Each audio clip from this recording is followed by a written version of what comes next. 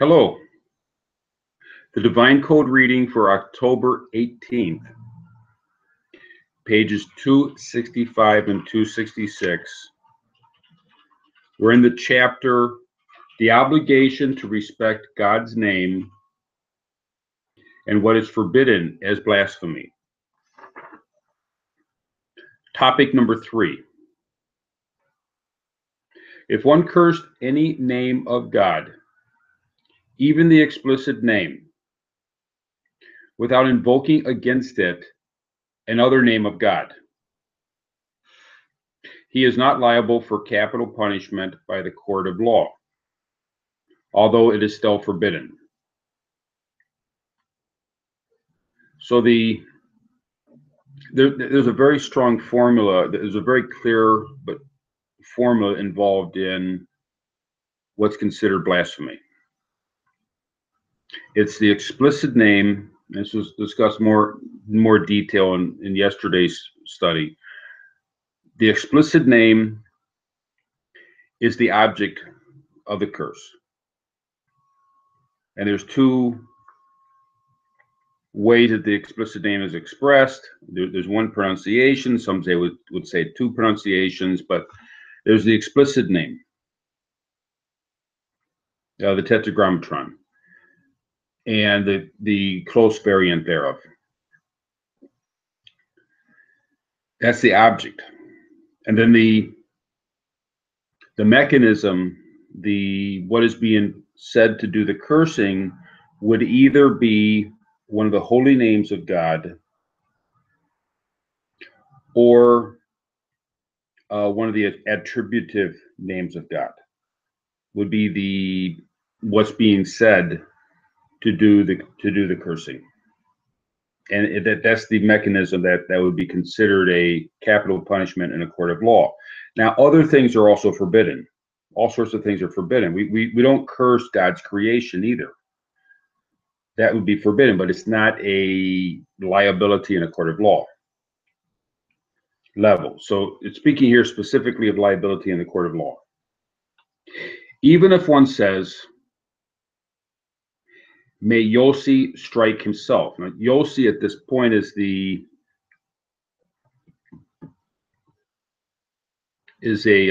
euphemism for the name of God.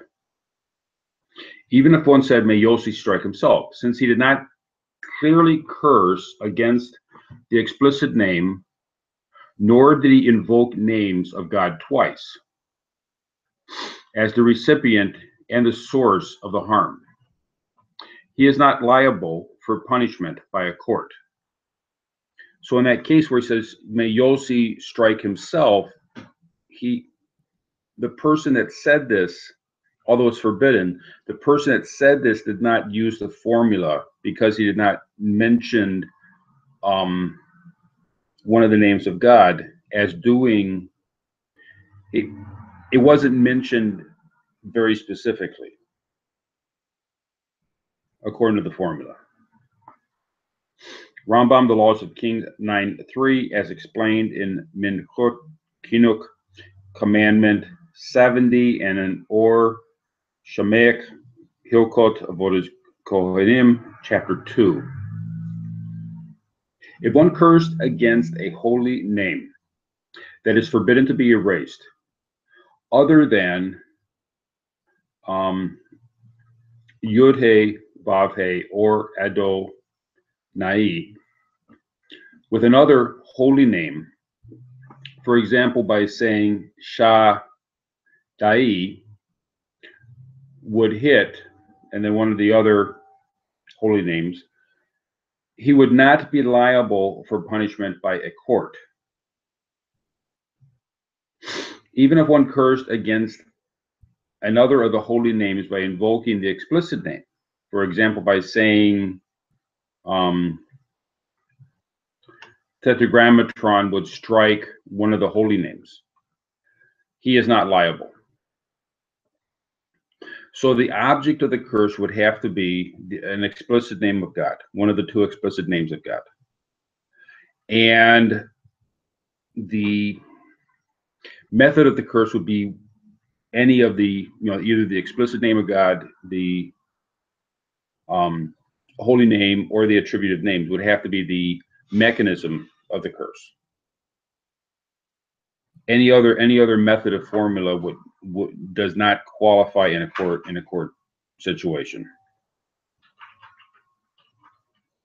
These curses against God are all forbidden to be said. So even if it's not a court thing, it's still forbidden to say these things. It's definitely forbidden. It would even be forbidden to say to curse anything would be forbidden, except in very, very minute areas. But like if someone is absolutely evil, then you might say something, may the name be wiped out, concerning certain evil people. But under normal circumstances, anything being cursed, and definitely one of the names of God being cursed, would be forbidden. It's just doesn't qualify as a liability in a court of law.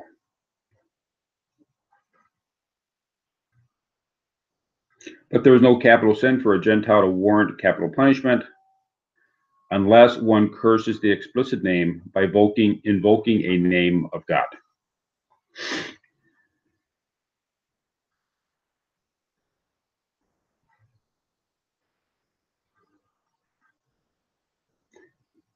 That is, as it says, one who curses.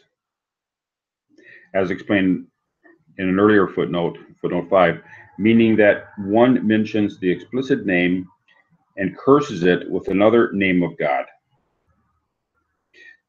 but not that he uses the explicit name to curse a different name of God. So it has to be the correct order in order for it to be an issue in the court.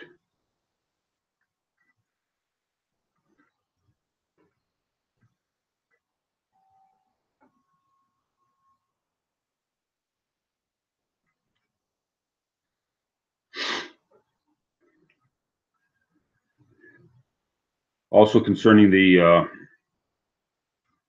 earlier statement, Rambam's wording clearly supports this as well, as he says a Gentile who curses the explicit name with the explicit name or with an attributed name, not merely a Gentile who curses the explicit name or an attributive name. This implies that a Gentile is liable for blasphemy only if he utters a two-part curse with the explicit name as the object of the curse, and either with the holy name or an attributive name being called upon to deliver the harm.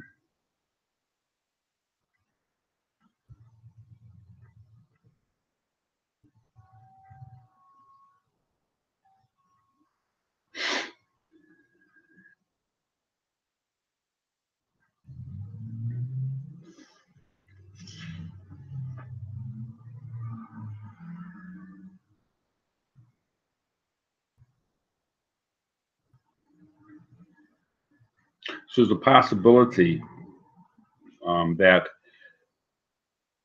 in the case of the explicit name being used to curse the explicit name, that might not fit the category, but it's definitely would be something that a person should not do.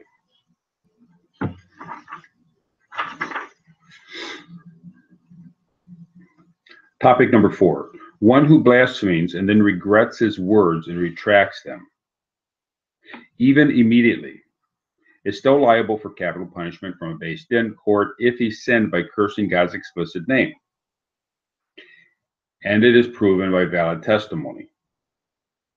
See Rambam, The Laws of the Stars, Worship of Stars and Idols, 2:9. Rabbi Shatif in Mitzvot Hashem, page 374, says that this Torah law also applies to Gentiles. So if a person made the statement, immediately feels bad about it, regrets it, takes it back, it would still be an issue before the court. So the person would still be guilty and they'll still be liable for capital punishment. It's possible that there are workarounds for the court in difficult cases. And even in regular cases, there might be workarounds for the court. The desire of the court is not to go around executing people. However, the person is still liable for it. And there would have to be a way to work with that sentence to try to figure something out. That'd be beneficial for everybody. But the person is still, by making the statement, it would be like, well, it would be more clearly understood within the case of murder. If a person murdered somebody and they automatically regretted it, the person would still be liable for the murder. It might be possible to work something out regarding the sentencing, but it's the liability is still there. And it would still be a capital offense. And from that point, it might be possible for the courts to work something out, but it's the basis is still there. The basic status of the person is still there. Topic number 5. One who curses the explicit name by invoking against it a name of God in any language, whether with the translated name of God or his attributes. And likewise, the wording of the curse may be in a language, in any language, is liable for a capital sin, if the words of the language he uses are clearly calling on God to harm the explicit name.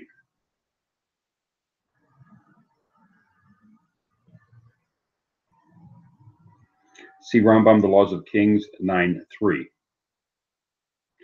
He is liable according to the definition of blasphemy.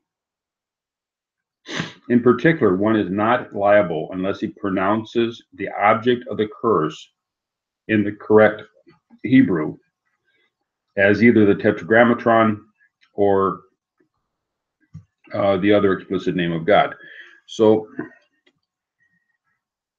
the object of the curse, the explicit name of God, would have to be pronounced correctly according to the Hebrew. However, the mechanism, what's being used to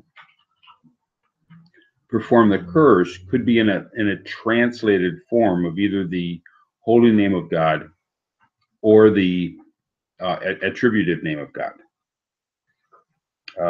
If we look at a English translation of the Bible, oftentimes, the translated names are translated. There might be the merciful one is a translated name. If it's within the context and it's clear that the person is using the name, the merciful one. Now, it could be argued that the merciful one is referring to the fellow down the street. Oh, yeah, he's a merciful guy. It would have to be clear. And that is where the court has to use its wisdom to figure out, was the person clearly doing this? And it would have to be clear. In a case of doubt, well, that would be discussed more in the laws of courts. But it would have to be clear in a case of especially in a case of a translation. In a case of if the person's speaking in Hebrew and it's not a normal thing to speak in Hebrew, then it might be more clear that he's speaking of a name that, it might be more clear that he's using a name of God. But if he's speaking in a translated word, it would require a higher standard of proof that that's what he's doing.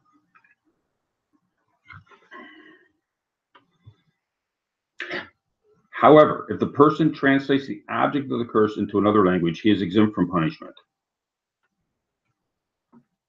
This is because, by definition, the explicit name implies the way it is explicitly pronounced in Hebrew, the holy language. But a name for God in another language is only an attributive name, as explained by Rambam in the Laws of Courts 26:3 and Shulchan Aruch and Hoshan Mishpat 27:1, and Yoredah 340:37.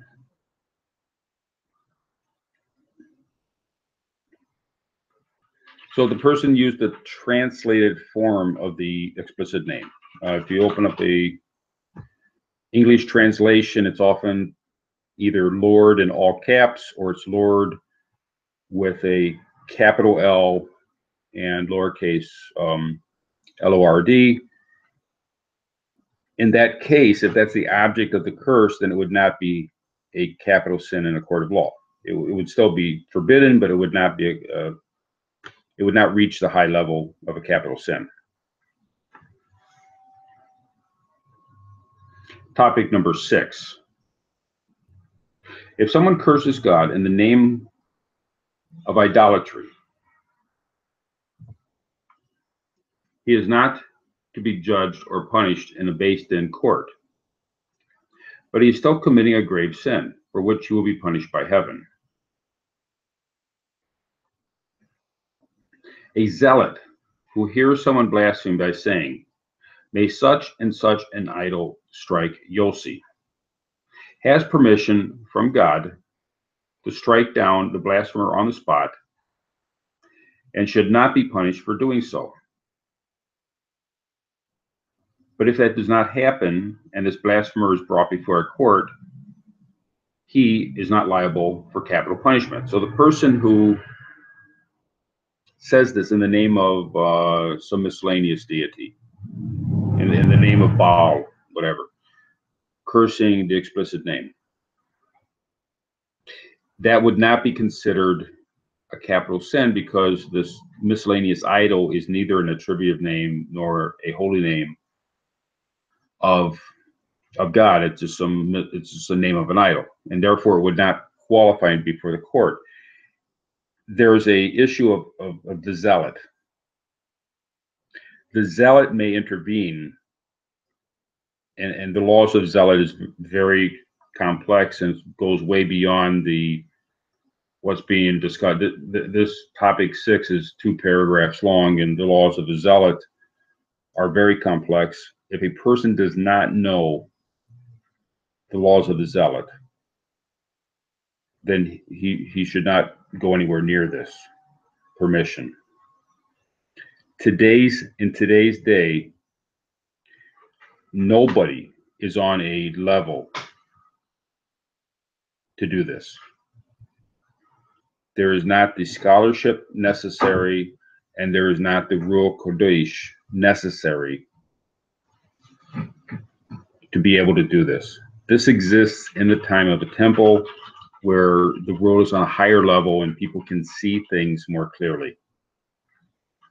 So today there would be no permission to do this. And a person that did this would be pulled in front of a court for murder in today's day.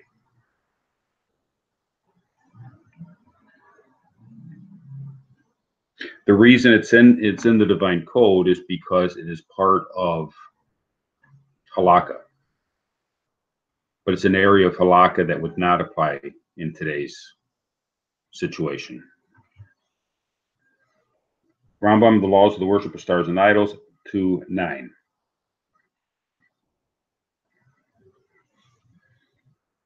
A zealot is only given this permission to strike down a blasphemer, one who verbally curses the explicit name of God at a time that he hears the blasphemy being uttered. But if the zealot asks for permission, he is not granted permission from a court for doing so, and is instructed not to harm the blasphemer. For by the very act of asking permission, he relinquishes his status as a zealot.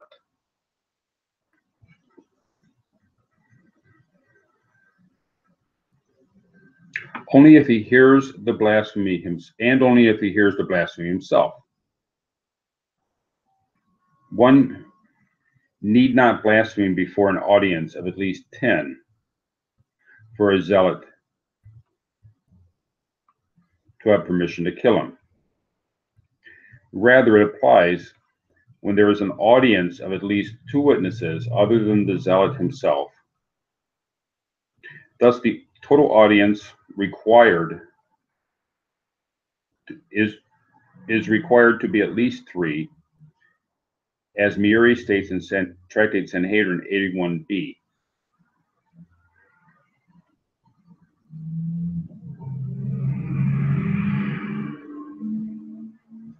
Okay, so for the first part, if he hears the blasphemy himself, if he hears the blasphemy himself,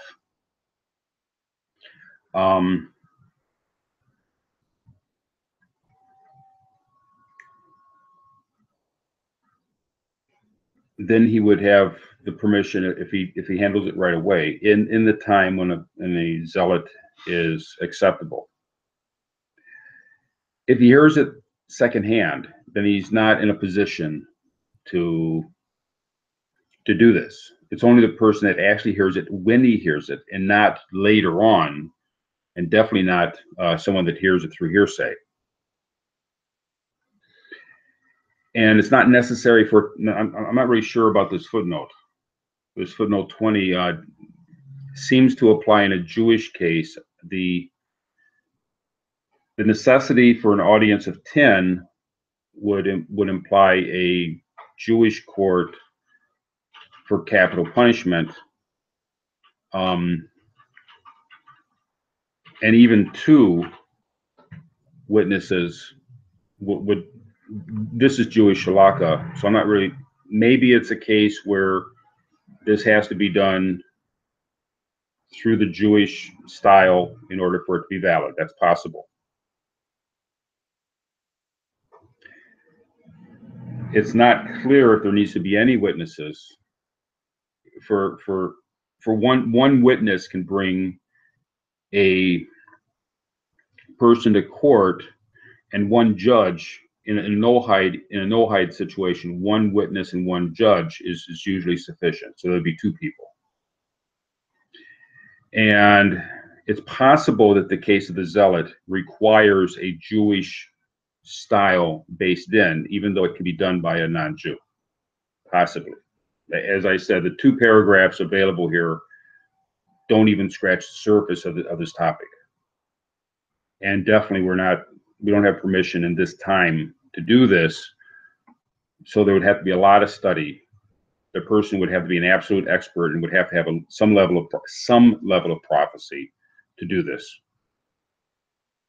which is not available today. Either the scholarship nor the prophecy is not available today.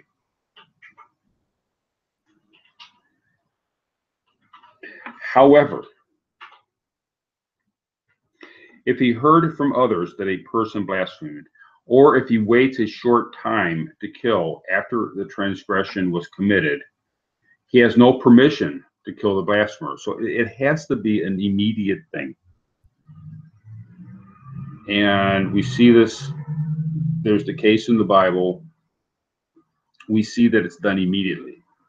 And even in that case, everybody freaks out, but it was counted as proper. But it has to be done very much according to the proper halakhas. In other words, don't try this at home. Thank you.